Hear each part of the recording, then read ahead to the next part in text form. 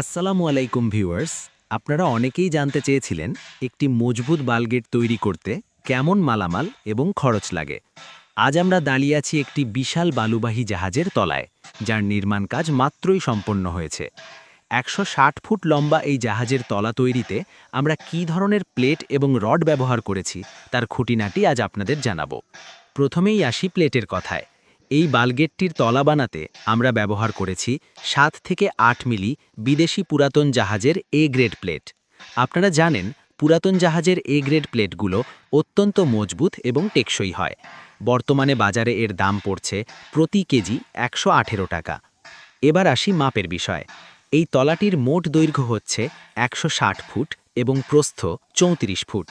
আমরা পুরো তলাটিকে সমান ৩ ভাগে ভাগ করেছি, অর্থাৎ প্রতিটি ভাগ হচ্ছে ৫৩ ফুট ৪ ইঞ্চি করে। এই ৩টি ভাগে থাকবে সামনের ডেক, মাঝখানে মালের খোপ এবং পেছনের দিকে ইঞ্জিন রুম। সমান ভাগে ভাগ করার কারণে জাহাজের ব্যালেন্স এবং লোড নেওয়ার ক্ষমতা অনেক বেড়ে যায়। লোহা জোড়া দেওয়ার কাজে আমরা কোনো আপোষ করিনি। তলাতে আমরা ২ রাউন্ডে মজবুত ওয়েল্ডিং করেছি। ঝালাইয়ের রড হিসেবে ব্যবহার করা হয়েছে ৪ mm ৮ নম্বর রড। আর ফিনিশিং এবং বন্ডিং ঠিক রাখতে আমরা ব্যবহার করেছি বিখ্যাত বুটিক মারিন রড, যার বর্তমান বাজার মূল্য ১২২০ টাকা প্রতি প্যাকেট।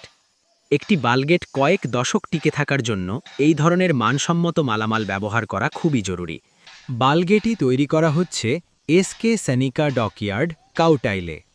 কন্ট্রাক্টর হিসেবে আছে মোহাম্মদ রাজু, যার কাজের অভিজ্ঞতা ২০ বছর। ভিডিওটি ভালো লাগলে লাইক, কমেন্ট এবং শেয়ার করতে ভুলবেন না। আপনার একটা শেয়ার অন্য কারো উপকারে আসতে পারে। আর জাহাজ নির্মাণ ও লোহার বাজার দরের নিয়মিত আপডেট পেতে আমাদের পেজটি অবশ্যই ফলো এবং ইউটিউবে সাবস্ক্রাইব করে সাথেই থাকুন। ধন্যবাদ সবাইকে।